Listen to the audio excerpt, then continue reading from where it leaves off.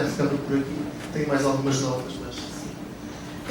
Eu ia pedir um comentário agora ao nosso orador convidado e depois íamos passar para uma interação mais entre o público aqui presente e a própria mesa. Eu acho que nesta mesa estamos todos de acordo que nós temos de passar por um período de transição. Não podemos querer tudo, não é? Sobretudo que até agora não temos conseguido andar tão depressa quanto queríamos. Temos de ter um período de definir, no fim de contas, passos que nós temos de ter. E eu gostava de ouvir o Joaquim a dar-nos algumas indicações, quer dizer, da experiência que tem a nível internacional. Nós temos aqui passos a fazer, mas temos claramente dois tipos de culturas aqui em Portugal, na administração. A cultura dos fundos comunitários, pronto, que é muito dominada pelos economistas, sobretudo, e não só por economistas, por um grupo de pessoas muito fechado. E depois temos outro grupo, em geral, ligado a outras áreas do saber, que tratam dos temas do ordenamento do território, etc. E o diálogo entre estas duas culturas, portanto, além de termos uma base institucional muito limitada, ainda temos muito dualizada, podemos dizer assim, o convívio entre as questões do desenvolvimento e as questões do ordenamento do território, da reflexão, como organizar o território, tendo em vista os diferentes objetivos. Este diálogo, mesmo a nível técnico, é muito complicado, portanto, sem pensar mesmo a nível político. Mas tendo uma experiência designadamente internacional, gostava de ouvi-lo falar sobre algumas, não podemos dizer boas práticas, como já disse e concordamos, as boas práticas para uns podem ser as más práticas para outros, mas alguma reflexão que já tenha feito sobre isso, que nos podia ajudar a refletir como é que poderia ser construído o nosso processo. Muito obrigado. Eu gostava de reagir às diferentes intervenções, talvez não por uma, mas de maneira transversal, não é? Isto está a funcionar. Faz parte. Espera, por favor. A primeira questão é esta coisa dos modelos concentrados e distribuídos e se há no interior dos modelos, submodelos, e Portugal, por exemplo, modelo distribuído, é um facto que neste grupo de países há a Alemanha e Portugal. Será que a Alemanha é um exemplo, um submodelo forte e Portugal seria um submodelo fraco, não é? Foi um bocadinho isso que pôs na mesa. A minha relação a isso é a seguinte. Portanto, o que é importante é reconhecer este papel importante das dinâmicas de convergência de produtividade a nível regional para a performance agregada do país. Okay? Agora, quando se olha para, digamos, quais são os motores principais desta convergência ao nível regional, que são essenciais, digamos, no modelo distribuído, no modelo concentrado, temos esta procura das economias de escala, no modelo distribuído, finalmente, os mecanismos de convergência e produtividade ao nível regional são essenciais. Não somente para a política regional, mas para a política macroeconómica, não é? Que é o ponto importante. A OCDE tentou olhar para isto, tentou ver o que é que gera a convergência da produtividade ao nível regional. Tentámos muita coisa. A educação, as políticas de R&D, de pesquisa e desenvolvimento, os usual suspects, não é? Tudo isso é importante. A educação, por exemplo, é importantíssima. Mas o problema é que esse tipo de políticas são geralmente uniformes, não é? Okay? Portanto, tem dificuldade em discriminar, em explicar porque é que uma região converge ou diverge. Então, quais são as coisas que verdadeiramente podem explicar porque é que uma região diverge ou diverge? Nós tentámos muita coisa e encontramos só duas coisas, essencialmente. Uma primeira coisa é a proximidade de cidades. Claramente, as regiões rurais não são urbanas, mas que estão numa proximidade em termos de distância de tempo. Não sei, essas coisas têm que se definir num seio sempre uma hora. Quando uma região rural está a 1 hora de distância de uma cidade, em média, cresce muito mais que a cidade e que as zonas rurais remotas. Portanto, esta conectividade urbana-rural, as linkages, na urban-rural linkages, é extremamente importante para gerar a convergência de produtividade ao nível regional. E, em média, na OCDE, 80% da população rural está nestas regiões rurais à volta das cidades. Portanto, se conseguir esta boa conectividade entre cidades, entre zonas urbanas e zonas rurais, já se cobre muito da população rural. 80%. 20% depois está nas zonas, digamos, afastadas. Esta conectividade é uma conectividade em termos físicos, claro, meios de transporte, etc. Gestão, obviamente, integrada. Não se vai gerir esta conectividade, tem um sistema de transportes para a cidade e depois um sistema de transportes do que está à volta, tem que ser uma gestão integrada. Aí a OCDE fez um trabalho com o Estado para definir zonas urbanas funcionais, de maneira para ter, efetivamente, uma escala de intervenção que seja adequada para definir este sistema de infraestrutura. Mas não é só um investimento físico, é muito investimento em termos de sistemas de governança. Como é que se vai regular, organizar esta parceria entre zonas que são diferentes? Uma grande cidade, zonas rurais à volta. Não sei de observarmos vários sistemas de governança destas parcerias e encontramos 4 modelos polares que podem ser, portanto, utilizados para gerir estes. Quer dizer, pode funcionar. Portanto, isto é a primeira coisa, a proximidade das cidades. É claro, é nesta proximidade das cidades que a OCDE defende que não há contradição entre desenvolver as cidades e desenvolver o que está à volta das cidades. Portanto, esta ideia que vai se investir em Lisboa e isso vai ser mau para as outras regiões, esta é uma ideia errada, idem para o Porto, de uma cidade que é robusta, que funciona, que é dinâmica, que gera inovação, tem muitos spillovers, não sei como é que se diz em português spillovers, efeitos de programa sobre as outras regiões. Portanto, não há desenvolvimento regional se não houver o desenvolvimento urbano. Portanto, isto é a primeira coisa. Portanto, se não houver uma estratégia em relação a isso, é muito difícil de desenvolver produtividade num país como Portugal. E eu vejo que em Lisboa e em Porto há problemas enormes de governança das zonas metropolitanas. E o meu parte dos países do OCDE estão a fazer reformas nesse sentido, porque Portugal não fez reforma. O Presidente da República disse que não queria criar vice-presidentes, vice-reis em Lisboa e Porto.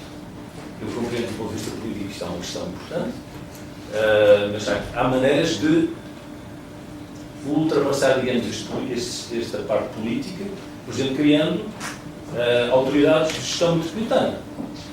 O OCDE até quantificou isso, quer dizer, como se tem um problema de fragmentação da zona metropolitana, como é que se pode contornar esse problema criando uma autoridade? Quando não se tem a possibilidade política de fazer uma fusão de municípios na zona metropolitana e criar só uma unidade de governança integrada para a zona metropolitana, até porque a cidade está sempre a mexer e é muito difícil, a governança está sempre a correr atrás da funcionalidade da cidade. Portanto, pode-se ter sistemas de governança em termos de autoridades metropolitanas, por exemplo, o sistema dos transportes é o mais óbvio, não é? Mas tem também, por exemplo, em termos de planificação espacial, alojamento, etc. Há maneiras de se criar esse sistema de governança, mesmo quando não se pode fazer uma reforma territorial muito profunda. Mas tem que se ter esses sistemas de governança. E a OCDE quantificou isso. Está quantificado. Okay? Portanto, Portugal tem que ter uma estratégia em relação a isso, que se quer ter produtividade, dado que esta convergência regional é tão importante para o número de produtividade, de crescimento da produtividade, que o Ministério da Economia e das Finanças mostra. E há claramente um problema de produtividade agregada em Portugal. Primeiro, motor. Segundo motor, a presença dos setores transicionáveis. Claramente, as regiões que têm setores transicionáveis convergem mais facilmente que as regiões que não têm setores transicionáveis. Aqui, em Portugal, há um problema forte, macroeconómico, que é, efetivamente, Portugal está na zona euro. E quando há, digamos, uma taxa de câmbio real que está sobrevalorizada, não é que o euro esteja real, a taxa de câmbio real do euro esteja atualmente sobrevalorizada, um bocadinho de baixa nominal da taxa de câmbio do euro, mas em relação à economia portuguesa está sobrevalorizada. A taxa de câmbio do real é o preço relativo entre o setor transacionável e o setor não transacionável. Portanto, claramente, em Portugal, os incentivos para ir para o setor transacionável são o que são, não é? Não é por acaso que a economia portuguesa foi para o setor dos serviços. Os grandes sucessos e heróis de Portugal eram no setor da distribuição, não é? Isso é... Portanto, aí há um problema macroeconómico que é um bocadinho difícil de contornar. Não estamos a falar de Portugal sair do euro. Muitas pessoas puseram isso na mesa. Então, isso não está, há muitas vantagens, efetivamente, de pertencer à zona euro. Mas há muitas coisas que não são aproveitadas. Por exemplo, esse preço relativo entre o setor transacionável e não transacionável, média em média, talvez seja muito elevado para Portugal, para um país como Portugal. Mas esse preço é muito diferente ao nível regional. O preço dos transacionáveis é mais ou menos o mesmo, com o preço das importações. Mas o preço dos não transacionáveis é muito diferente. Muito diferente no meio da cidade ou fora da cidade.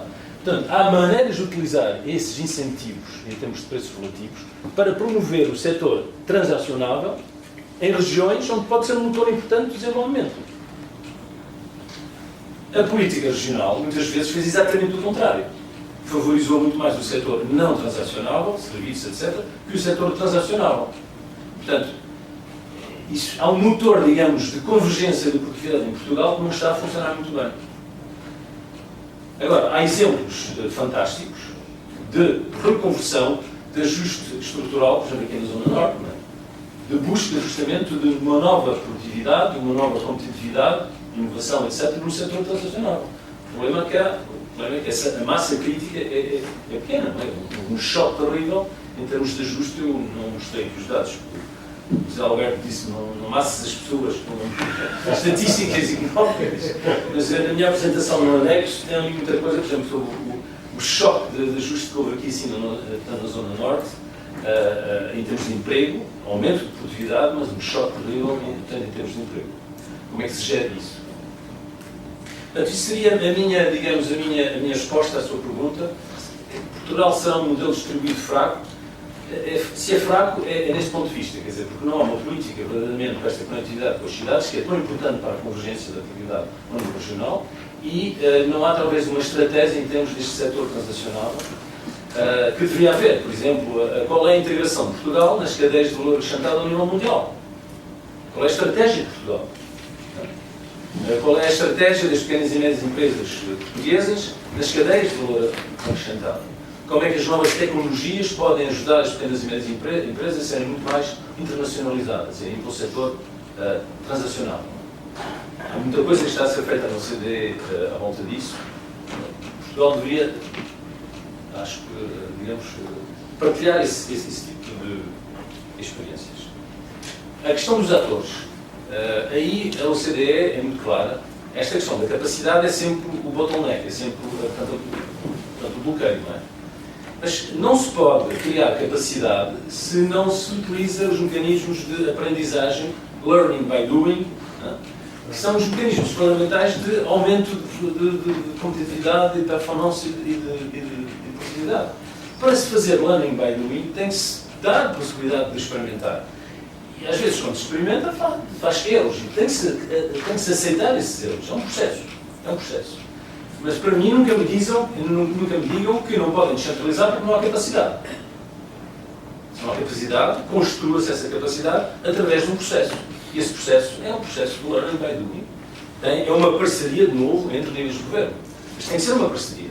Mas essa parceria pode ser construída. Mas ainda não acabei.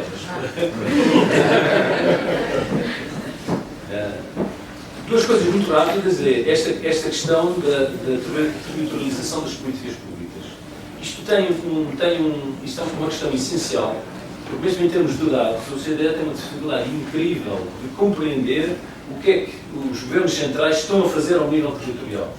Eu, por exemplo, tentei no Brasil convencer os brasileiros a territorializar o plano, eles têm um plano de desenvolvimento, todos os 5 anos, e tentei convencê-los, mas é claro, o governo precedente, eles voltaram para uma base muito setorial, porque eles estavam interessados naqueles 2 grandes programas setoriais, que era a Bolsa Família e Minha Casa Minha Vida.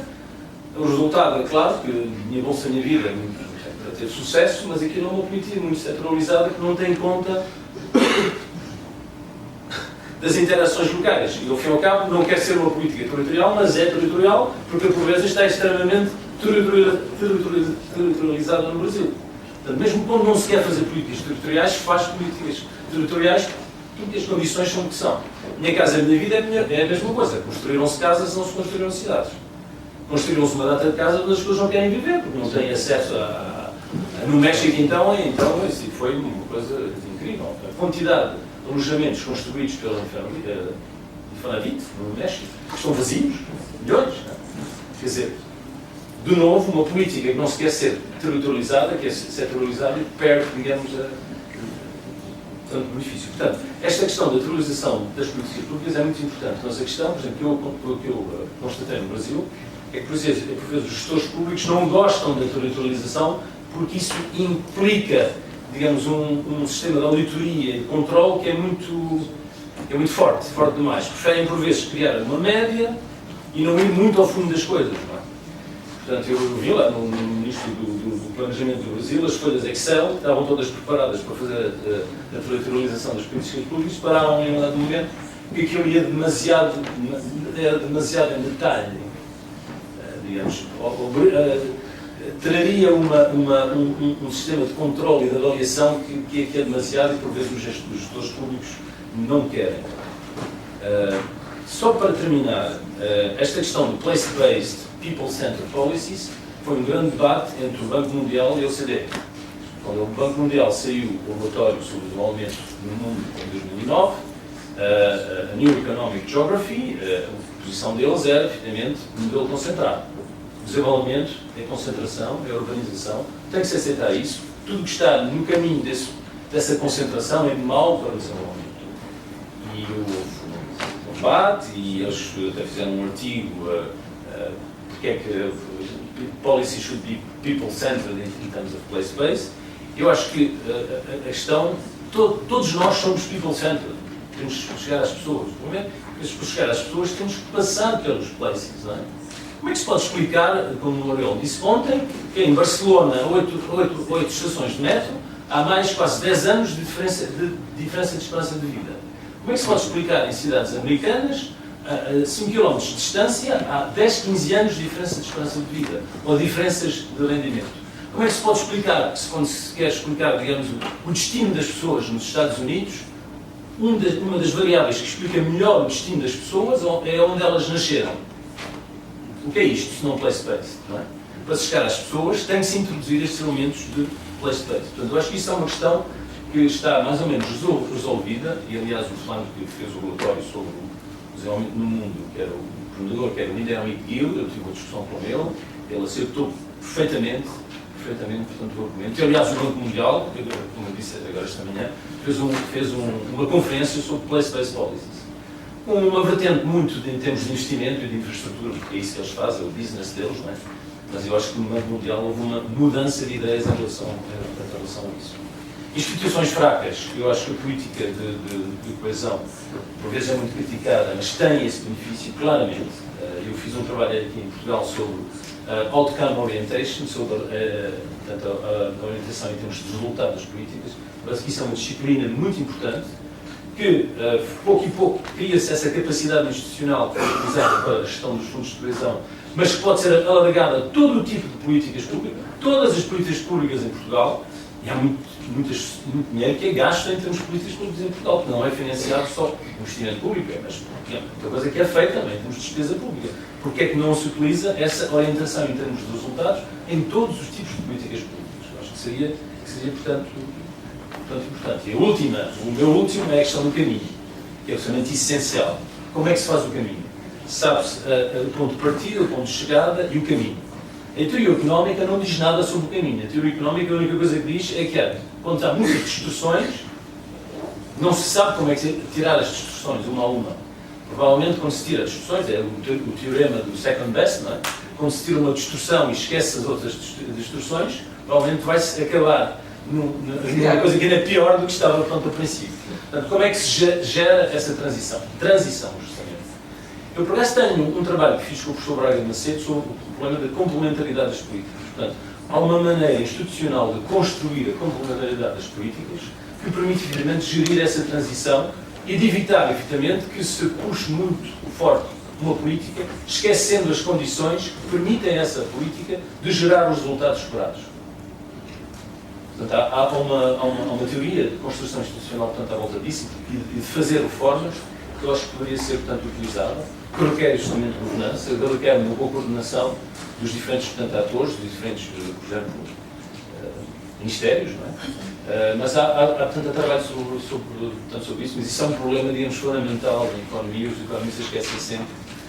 Dizem o fim, mas não dizem como é que se chega lá. Exato. Dávamos agora a oportunidade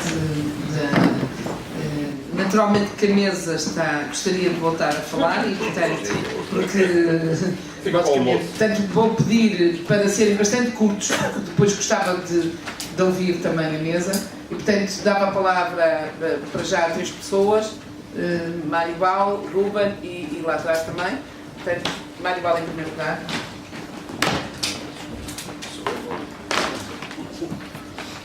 Muito obrigado pelas intervenções e, enfim, tentando ser bastante rápido, achei muito interessante o debate e a primeira apresentação, aqui na introduction, e precisamente gostava de... Enfim, fico muito satisfeito com instituições como a OCDE colocarem no centro das políticas a dimensão territorial. De facto, continuamos, apesar de tudo, a ouvir algumas vezes o people-based e há vários economistas que continuam a insistir nessa eficiência. Evidentemente que os resultados têm sido esta geografia dos territórios que não interessam, não é? Os fatores ou geografias do descontentamento. E eu gostava de me colocar numa posição, no fundo, sem políticas assentes apenas na mobilidade, as people-based, não funcionam porque a mobilidade das pessoas, do trabalho, não é, de facto, livre e colocaria problemas políticos imensos à Europa. A Europa não é um Estado federal, é composto por vários países e, evidentemente, estes países procuram ser viáveis, ser competitivos e criar condições de vida para as suas populações. Portanto, uma completa mobilidade no quadro europeu é completamente impossível. Por isso parece-me que as place-based policies, até por uma questão política, essencialmente, e para a própria existência da União Europeia, tem que se manter. A questão essencial que queria colocar, porque este era mais um comentário, era se nos vossos trabalhos, sobretudo na OCDE, se olharam para o problema do middle income trap. Parece-me que é isso que se passa num território, num país como Portugal e muitos outros, que fizeram aquele primeiro caminho muito rapidamente, que foi muita infraestruturação, alguma formação, mas que agora chega a um ponto em que é preciso dar um salto, mas é muito difícil acompanhar aqueles que são os líderes, que têm sido líderes da inovação. E o trabalho do Ashton Green sobre o Middle Income Trap, penso que nos poderia ajudar e gostava de saber se, do ponto de vista regional, tem alguma reflexão que nos pudesse transmitir. Eu tenho muito interesse nisso. Muito obrigado. Xa tamén decidido, a ver se son un pouco corto. Gostei moito da conferencia, tamén gostei moito das intervenções da mesa, por iso gostaba de intervir. En primeiro lugar, eu tive unha primeira dúbida, isto é só unha dúbida, non é un comentario, era sobre o recorte temporal da análise de 2000 a 2014, porque há elementos para min que rompen un pouco se é representativo ou non. Unha época de expansão, mas unha época de fonda crise. Non sei qual é a solución, se hai que apañar períodos temporais máis ou menos regulares de 15 ou de 20 anos, ou se hai que falar de períodos de expansão ou períodos de crise, porque eu penso que poden introducir algunhas variacións no elemento. Logo, dúas cuestións que eu se plantexaba por todo o que se falou. A min, como xeógrafo, e en relación cos territorios, me plantexei unha dúbida. Resulta que os territorios máis competitivos e máis eficientes, aqueles que están por arriba da media e que seguen a crecer, Londres ou París ou outros exemplos que víamos, son territorios onde é cada vez máis difícil morar para boa parte da população, porque son moi caros. Temos logo un proceso interno, un debate interno do uso do solo, do acceso á vivenda moi grave. É dicir, quen pode pagar un apartamento normal no centro de Londres ou no centro de París? Que tipo de axentes económicos poden radicarse neses lugares? Desde o ponto de vista regional eu gostei moito, mas tamén há un nivel, un NUT 4, que demostra que xusto naqueles territorios máis eficientes a maior parte da populación fica excluída. Veño de estar este fin de semana en Lisboa e vexo como a populación residente tradicional é expulsa por novos residentes, poden pagar máis. por acceso á residencia. Entón, isto é un problema serio tamén para introducir, penso, nos modelos. Se falamos dos modelos territoriais máis ou menos eficientes, pero os máis eficientes, quase ninguén de nós, con o noso salario, podemos acceder a morar ao centro de París ou ao centro de Londres nestes momentos. E unha terceira cuestión complementaria é o que achei tamén nos modelos de descentralización máis eficientes é que, aparte dos servizos públicos, parece lógico que se descentralicen, há un elemento, penso que un pouco xave, de descentralización, que son as políticas de pesquisa e desenvolvemento. Todo o que ten a ver coa especialización inteligente. Isto, por exemplo, é o exemplo no caso español do País Vasco. Toda unha estructura de centros tecnolóxicos están por riba da media e seguen a medrar por riba da media. É un elemento importante. Penso que a Escocia, en relación cos centros tecnolóxicos e coas universidades, acontece un pouco mesmo. Entón, si tamén en todas as políticas é tan importante este elemento de crecemento inteligente que di a Unión Europea para conseguir, aparte das políticas clásicas de creación de áreas metropolitanas, de novos mecanismos de gobernanza, insistir moito nestes elementos de descentralización ou de desconcentración. Obrigado.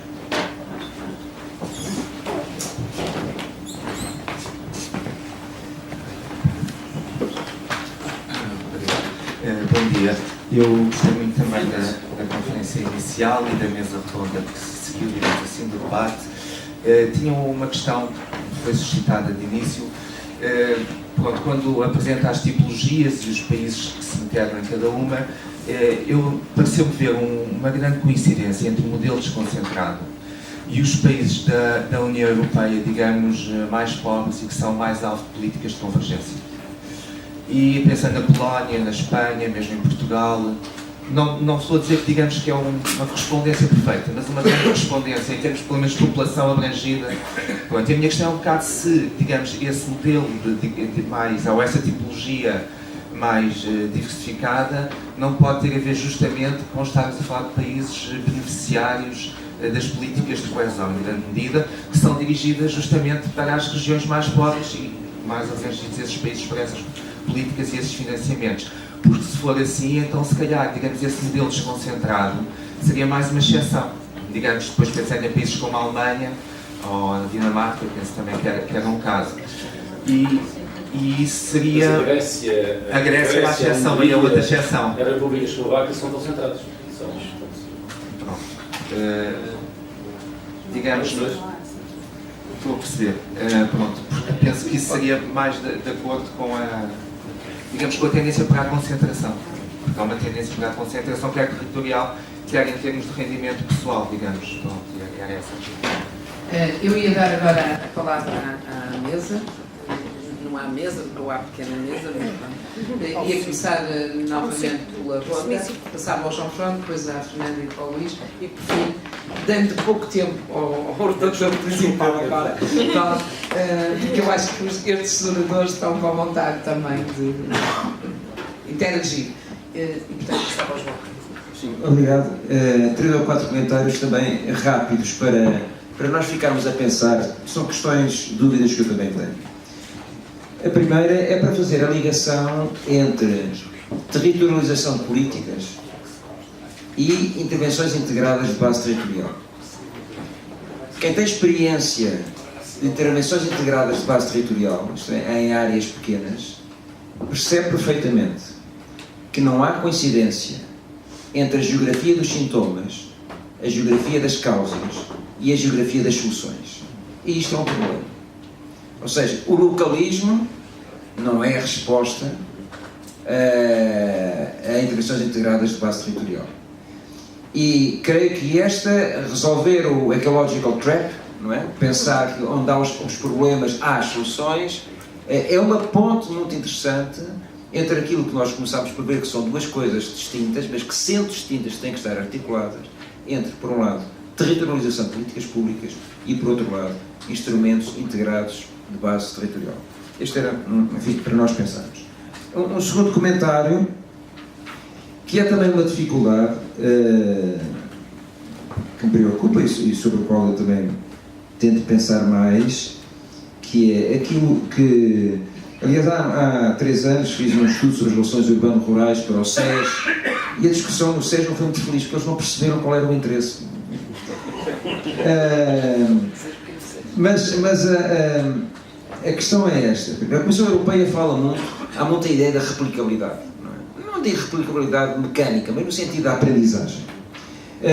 A mim interessa-me mais uma outra coisa que é um bocadinho diferente, que é as condições de possibilidade. Isto é, as condições de possibilidade de aplicar, ainda que adequadamente, determinadas soluções ou perspectivas. É muitíssimo importante e tem implicações profundíssimas, nomeadamente no caso português, esta questão que a OCDE, para a qual a OCDE já chama a atenção há muitos anos e tem vindo a sofisticar, que é a dinâmica das áreas rurais perto das grandes cidades. E que os americanos já há muito tempo falavam com a cidade das 90 milhas, não é? Porque no fundo era um bocado essa ideia. Problema para Portugal. Isto é aplicável quando falamos de Évora, ou de Castelo Branco, ou de Viseu, ou de Bragança, ou de Vila Real. É aplicável para Lisboa, para a Grande Lisboa, é aplicável para o Grande Porto, é aplicável a uma outra escala, não sei se para Coimbra. Mas, ou seja, as condições de possibilidade, não no sentido de replicabilidade mecânica, mas as condições de possibilidade de potenciação e de ativação de determinados mecanismos têm limites. E esses limites têm que ser reconhecidos. Mais uma vez, não é para abandonar, é para ver como é que podemos aprofundar essa ideia indo mais longe. O terceiro comentário, não tenho tempo, portanto tem que ser muito rápido, que é uma das minhas opções, todos nós temos opções. E eu acho que o debate em Portugal, como em todo o lado, eu sou a última pessoa que direi só em Portugal é que, porque eu acho que as pessoas que dizem só em Portugal é que não conhecem o mundo. Mas nós temos vários fantasmas. E há 3 fantasmas que me preocupam em particular. O primeiro fantasma é dos estereótipos. E é de coisas que nós repetimos à exaustão, e como repetimos à exaustão, aceitamos todos de forma acrítica. E eu acho que aqui o Porto é um bom local para discutirmos isso. Porque nós vimos como aquilo que a Teresa começou por dizer, que tem uma parte que é correta, atenção, mas dita de forma crítica e generalizada, confronta-se nomeadamente com a evidência empírica. Não é? O problema de Lisboa, não estamos aqui a discutir o problema de Lisboa, mas Lisboa traz um dilema, não é Lisboa, é ao país que é muito claro. É que Lisboa, aparentemente, é demasiado grande para o país, mas é demasiado pequena a nível internacional. Como é que nós gerimos isto? E o conceito de região urbana funcional é interessante, porque não estamos a falar de Lisboa, estamos a falar já de uma outra coisa.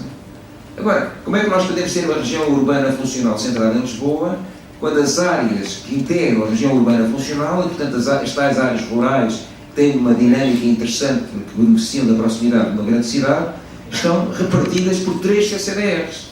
Não, isto já não é governança, isto já é problema básico. Portanto, nós temos que nos libertar de muitos estereótipos. Segundo fantasma é, nós temos debates públicos que, do meu ponto de vista, enviesam completamente aquilo que devia ser o debate que deveríamos ter. E eu vou dar 2 exemplos concretos, porque são 2 exemplos que estão em cima da mesa. Enviesam em que sentido? No sentido em que deslocam a nossa atenção para fora daquilo que é o essencial. E eu vou dar 2 exemplos. Tipo, se tivesse aqui comunicação social, era logo morto. Ou se tivesse uma parte dos decisores políticos, também era logo morto. A discussão do interior, que eu acho que é uma discussão péssima, porque evita que se perceba perfeitamente de que é que estamos a falar do ponto de vista do modelo territorial, e então olhamos para o modelo territorial do Plano Ponte. E percebe-se perfeitamente que a questão não é interior e litoral, é muito mais complexa do que isso. E a questão da descentralização administrativa. Porque a questão da descentralização administrativa, vista como algo autónomo e numa ótica de devolução, mata completamente a discussão muito mais ampla da governança, que é muito mais interessante, que inclui também, e portanto não estou a dizer que a descentralização não seja importante. Agora, uma discussão a partir da visão da governança territorial reposiciona a questão da descentralização de uma forma muito mais inteligente do que uma discussão onde a descentralização administrativa é vista como um universo completamente autónomo e numa ótica estritamente administrativa e de devolução. Aqui estão exemplos de um outro tipo de fantasma que nos percorre.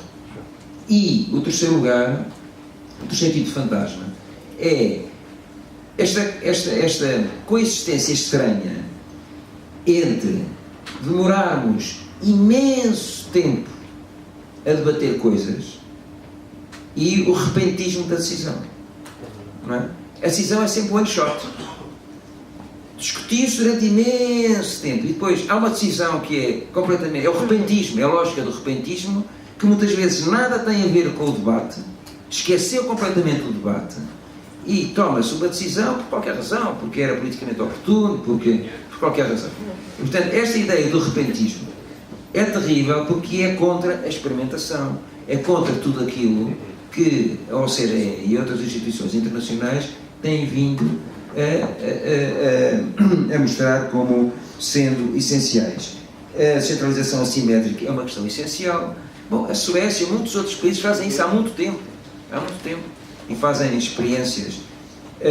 Saberão, agora vou-me calar, nunca tinha muitas coisas para dizer, mas não posso, não tenho tempo, mas é preciso ter presente que, por vezes, é a própria legislação que proíbe experiências piloto. Isto é extraordinário. Isto é extraordinário, quer dizer, é a própria... mostra a concepção legalista, administrativa ou legalista, no seu pior sentido, que acaba por condicionar aquilo que seriam soluções mais inteligentes, mais flexíveis, mais experimentais, onde se aprende, onde falhar é normal, para aprendermos e fazermos melhor. E, portanto, muitas vezes, para além de uma cultura institucional que é muito aversa a tudo quanto seja mudança, experimentação, falhar, etc., temos inclusive consagrado regras do ponto de vista legal que nos impedem de fazer aquilo que nós devíamos fazer. Bom, há alguns comentários muito breves que considero importantes. O primeiro deles tem a ver com esta questão do espaço regional. Eu considero que a territorialização das políticas públicas, de facto, das regiões, na configuração que as conhecemos, como CCDRs, não na configuração, aplicação de fundos, que traz outros problemas, mas nessa configuração é um espaço que está assimilado e é um espaço que é fundamental reforçar. Seja com uma descentralização mais efetiva, mais profunda, seja com outros modelos, a questão é absolutamente evidente que é necessário fazer esse reforço e que é um espaço de discussão e debate que tem que ser fomentado.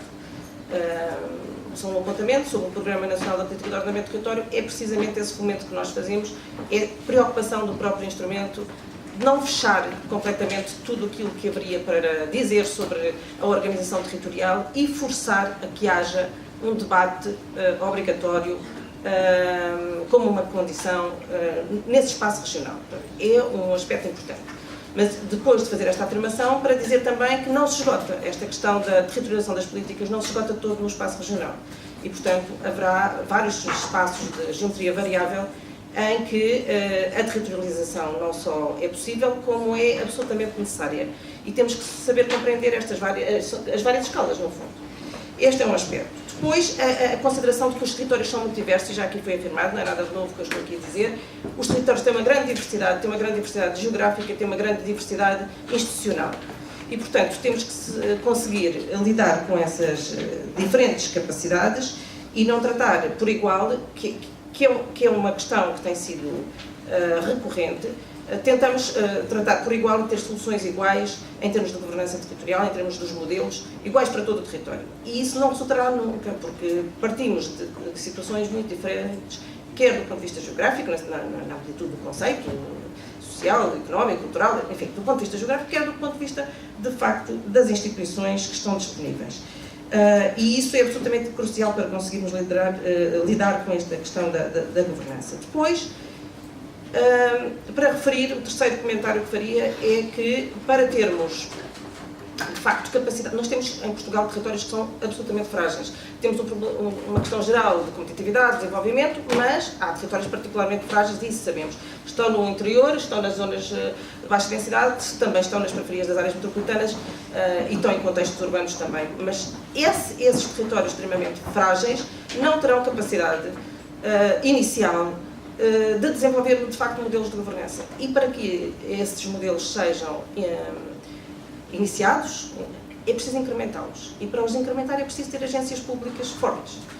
É preciso ter uma administração forte ao nível nacional e ao nível regional, que consiga, de facto, e forte no sentido de ter a capacidade de compreensão destas realidades e ter a capacidade de ser, por um lado, em alguns campos, executor, mas noutros campos, promotor, incentivador, vai apoiar, vai de facto incentivar a que essas possibilidades dos atores locais se organizarem sejam possíveis. Se não se fizer este trabalho, de facto é muito difícil que só ao nível local e só com um incentivo financeiro, que ainda por cima não é sempre muito fragmentado, tem a ver com os quadros de financiamento, que essas capacidades surjam e sobrevivam.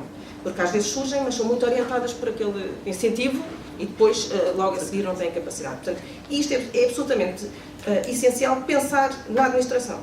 E estamos num ponto crucial, porque as capacidades, de facto, estão no seu limite mais baixo. Depois, a questão do que não pode ser tudo ou nada. Ou seja, nós também vimos, às vezes, estes processos de, quando há até algumas iniciativas de descentralização ou de atribuição de competências para outros níveis, mais locais, é tudo ao mesmo tempo. Não é? Nós tivemos essa experiência, aliás, não tanto agora, porque agora é um bocadinho mais indefinido e até talvez um bocadinho mais complexo, e ainda não se percebeu bem quais vão ser os resultados destas abordagens que estão agora em curso, mas no período anterior a concentração nos municípios foi de tal ordem que de facto não foi possível que a mesma entidade respondesse a todas as exigências de governança territorial que lhe eram pedidas nas diversas abordagens integradas e nas diversas iniciativas de territorialização de políticas. Isto não pode ser tudo em simultâneo, quer dizer, tem que haver aqui uma coordenação, senão acabamos por, enfim, quase matar o mensageiro, não é? Com a sobrecarga. E para finalizar, uma referência ao tempo. O tempo é absolutamente fundamental para que estas experiências possam, de facto, consolidar-se e nós não temos sabido esperar. Não só, como referi há pouco, estamos muito agarrados aos quadros de financiamento e, portanto, é no horizonte do quadro de financiamento, mas não só, a meio dos quadros de financiamento mudou as regras todas e matamos algumas iniciativas que estavam ainda a esboçar-se e que podiam dar alguns frutos. Enfim, por circunstâncias várias, esta questão do tempo é absolutamente crucial. Ouvi muitas vezes o arquiteto Nuno Portas a dizer que o espaço precisa de tempo e acho que é assim a expressão mais feliz para dizer isto. E por último, porque não podia deixar de dizer em último, esta questão da articulação entre os instrumentos de financiamento e os instrumentos de gestão territorial. Temos um processo que é absolutamente anacrónico. Portanto, uma proliferação de estratégias territoriais, a propósito lá está, do financiamento, desligadas completamente daquilo que são as estratégias territoriais que estão nos instrumentos de gestão territorial. Bem sei que os instrumentos de gestão territorial têm um procedimento muito rígido, muito fixo, não é? De alguma forma burocrático, ou de todas as formas, mas nós temos que saber lidar com isto, porque isto é importante não só para dar consistência ao financiamento, para que de facto haja maior consistência, mas o contrário também, para que o próprio modelo, o próprio sistema, a arquitetura do sistema dos instrumentos de gestão territorial e da sua prática, possa também, a partir desta associação mais forte, conseguir abrir-se, ou seja, deixar de ter aquela rigidez para começar a ser verdadeiramente mais estratégico e mais aberto a soluções mais flexíveis que possam advir destes mecanismos de desenvolvimento mais local e de governança territorial. Portanto, é uma medida, é um esforço que temos que, de facto, reforçar muito e que é, da minha perspectiva, benéfico, muito benéfico, nos dois sentidos, não só num sentido, não é? Às vezes temos uma perspectiva crítica, eu acho, só num sentido, eu acho que é nos dois sentidos que temos que fazer, de facto, este esforço. E espero que no próximo período este esforço seja, de facto, mais conseguido em prol daquilo que queremos alcançar. Obrigado. 3 comentários, o tempo já vai longo, as pessoas devem estar a ficar com fome. Nota-se que a energia na sala já está a descer. Portanto, o primeiro comentário, suscitado também pelas perguntas que vieram da audiência, portanto, a minha opinião era que era bom que esta questão da interpretação inteligente estivesse dentro dos fundos estruturais, porque promovia a avaliação, reflexão, etc. O outro lado da moeda disto é que, de facto, como o João Fon disse, cria aqui uma rigidez e uma carga burocrática que é incompatível com esta dimensão da experimentação. Portanto, já para não falar de questões de seletividade, de pressão de execução que os fundos criam, dificulta de facto esta questão da experimentação. Eu volto a dizer que acho que enquanto não conseguimos experimentar todo este tipo de governança multinível, diferentes tipos de contatos a uma escala mais pequena e a partir de difundir boas práticas, acho que vamos cair sempre neste mar de lamentações que vai ser para depois e não conseguimos e tem que ser isto e aquilo. Acho que isso é absolutamente essencial e sem isto não vamos conseguir ter este tipo de políticas da forma que as queremos ter. A segunda foi suscitada pelo comentário do Mário Val, tem a ver com a questão da mobilidade. De facto, esta questão das políticas people-based, efetivamente todas centrais na questão da mobilidade. Sabemos que ela é muito difícil, nomeadamente no caso português, quando começamos a pensar no mercado imobiliário, nós sabemos que não é fácil uma pessoa deslocar-se de Porto para Lisboa, por exemplo, um caso muito concreto. Portanto, esta questão da mobilidade tem logo aqui barreiras fundamentais. Mas, mesmo eu diria que mesmo que essas barreiras no cenário virtual não existissem, nós íamos ter sempre distribuição de recursos nos territórios de onde as pessoas se moveram para outros. Eu acho que esse é o grande problema, porque aí nós não conseguimos, de facto, alargar a tal base territorial da competitividade, porque para favorecer a aglomeração num sítio nós estamos a destruir recursos novos. Porque essas regiões, lá está, elas têm recursos que não estão efetivamente a ser aproveitados. E ainda que a mobilidade permita que estas pessoas vão para os sítios mais dinâmicos, etc., ao mesmo tempo estão a destruir recursos, e acho que a nível agregado, acho que a OCDE demonstra isso, não é eficiente. Para além da questão da equidade, de obrigar pessoas a mudar de sítio, questões de expectativas, etc., mesmo numa perspectiva de eficiência económica, isso não é eficiente. Portanto, eu acho que essa é a grande questão. Último comentário, que acho que foi motivado pela questão do bem longe, tem a ver com a questão das universidades, dos ativos que nós temos nos territórios. Acho que temos também que fazer algum trabalho de perceber, neste contexto de políticas públicas para a competitividade, qual deve ser o papel das universidades neste tipo de políticas. Eu acho que, mais uma vez, elas devem variar em função dos territórios. Portanto, acho que aqui é, mais uma vez, um risco. Nós estamos a fazer um bocado de políticas fast food, como nos clusters, por exemplo, de fazer com que todas as regiões devem cooperar com a universidade deve produzir conhecimento para as atividades económicas. Acho que aqui também nós temos que fazer políticas um bocadinho mais seletivas e evitar um bocadinho o fast food da competitividade e da política de clusters. Isto porque nós temos chegado à conclusão, portanto, e o Marco tem feito investigação sobre isso, que em muitas regiões nós não conseguimos explicar a emergência de atividades novas pelos recursos que lá estão. Por exemplo, nós fizemos um estudo de caso interessante na região centro, no caso de Cantanhede, em que nós percebemos que a emergência de algumas atividades económicas, neste caso da biotecnologia, emergiram ali e não tinha propriamente a ver com os recursos que existiam na universidade. Tinha a ver, de facto, com uma quantidade de trabalho institucional que os atores tinham feito, a ter recursos de fora, que liga também aqui à questão da conectividade. Muitas vezes nós estamos a pensar no desenvolvimento territorial muito centrado nos ativos que a região tem e cada vez mais nós temos que estar atentos à conectividade entre estas regiões e outros locais. E, de facto, nós estamos cada vez mais a conseguir demonstrar que, nomeadamente para regiões periféricas, a questão dos ativos que lá estão, das universidades, da produção de conhecimento, das atividades tradicionais, não explicam muitas vezes a diversidade e a emergência de atividades. E com estratégias de especialização inteligente isto é complicado, porque muitas vezes elas assumem que nós devemos trabalhar muito com base no que temos. Eu diria que se isso é norma num grande conjunto de regiões, para outras nem por isso. Portanto, mais uma vez temos que pensar também, e para as regiões mais periféricas, que tipo de estratégia é que nós devemos ter para promover a diversificação e a melhoria da economia.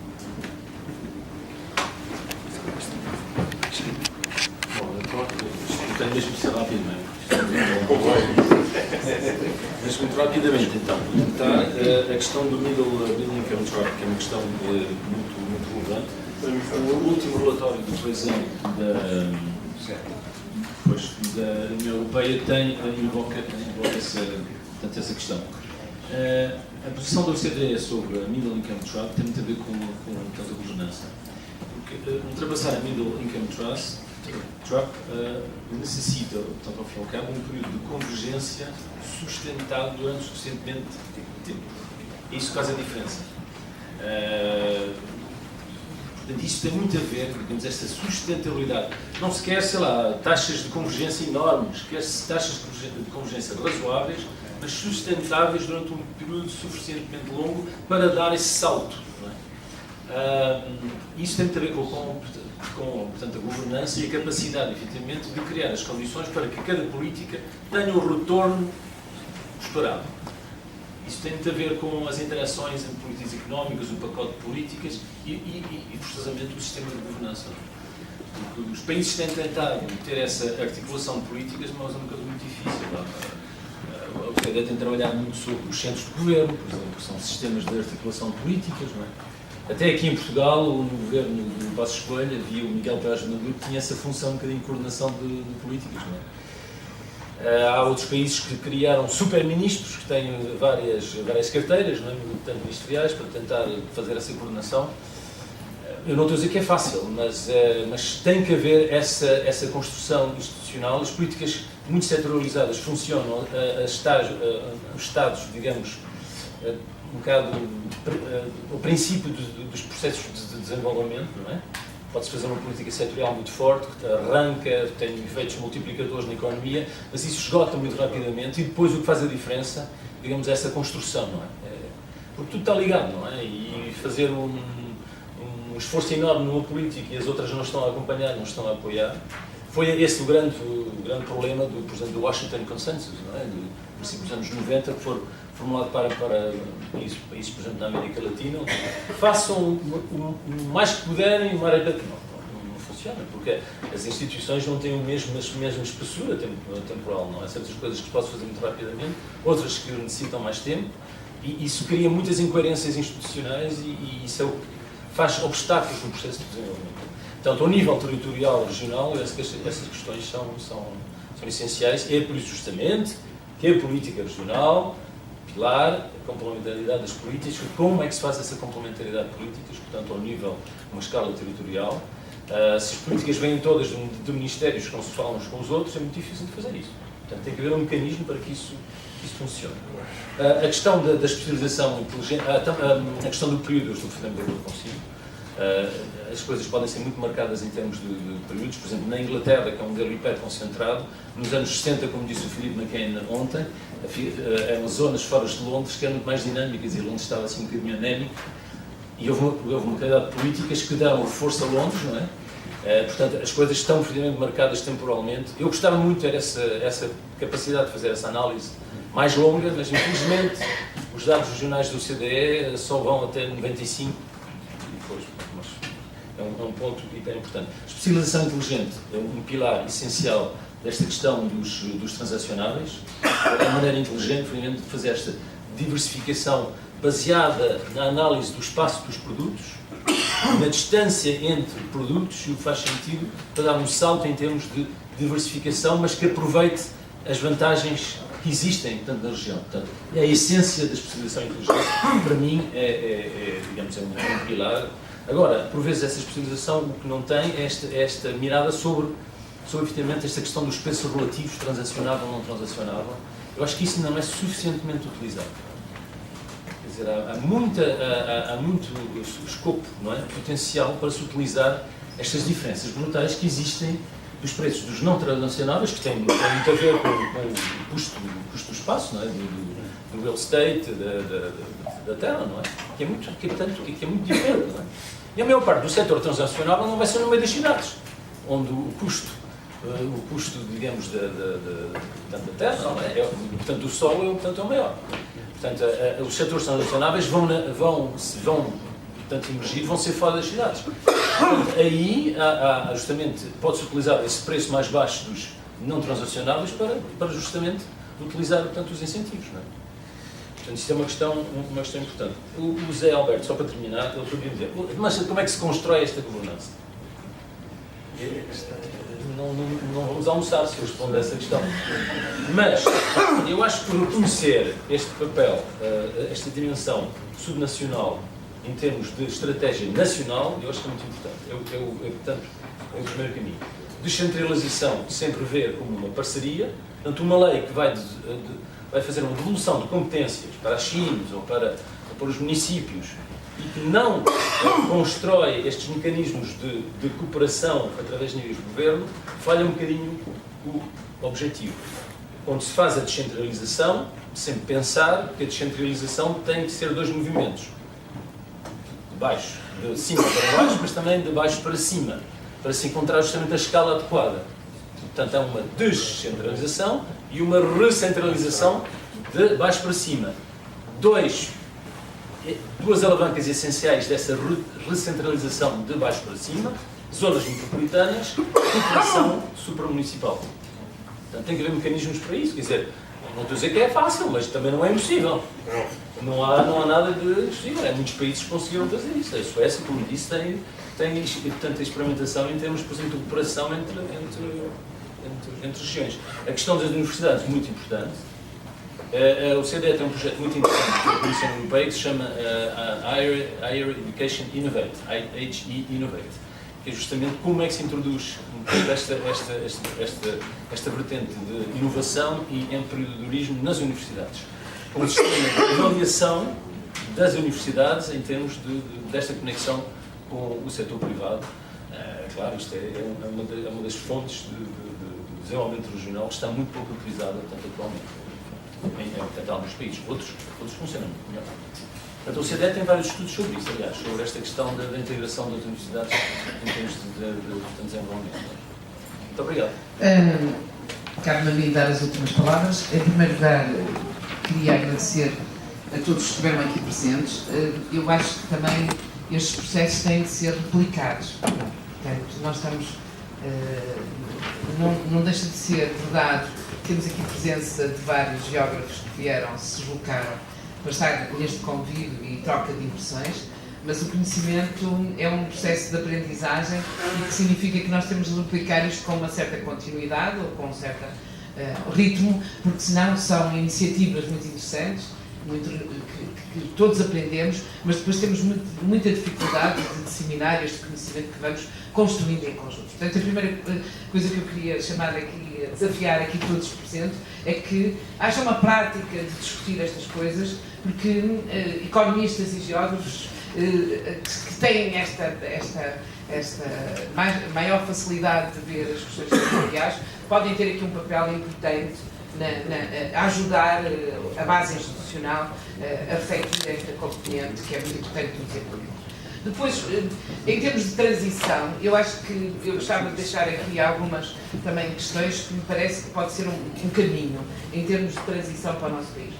Uma das coisas que eu notei, eu no outro dia estive a falar com o Tiago Oliveira, da Unidade de Missão das Florestas, e houve uma questão que eu não estava muito convencida e que me parece que pode ser uma iniciativa que pode trazer aqui alguma transição e pode contribuir para resolver um problema que o João falou e falou bem, que é, não basta, para criar ligações temos de ter instituições e pessoas, não é? A gente não se liga se não houver com quem ligar, não é?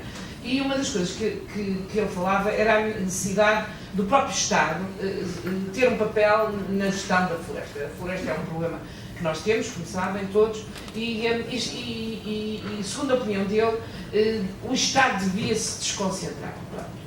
Devia manter, o Estado tem funções aqui que deve manter, tem responsabilidades. Uma das responsabilidades tem a ver com esta, com o recurso fundamental dos diferentes territórios, e portanto ele dizia a necessidade de desconcentrar recursos e abrir, no fim de contas, a administração pública para outras escalas territoriais. Eu parece-me isso interessante, que é, há certos e determinados territórios que, independentemente das políticas, eles não têm capacidade.